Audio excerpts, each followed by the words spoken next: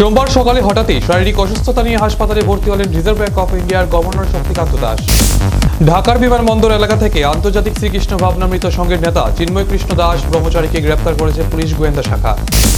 সংবিধানের প্রস্তাবনায় সমাজতান্ত্রিক এবং ধর্মনিরপেক্ষতা শব্দ দুটি বহাল রাখল সুপ্রিম কোর্ট।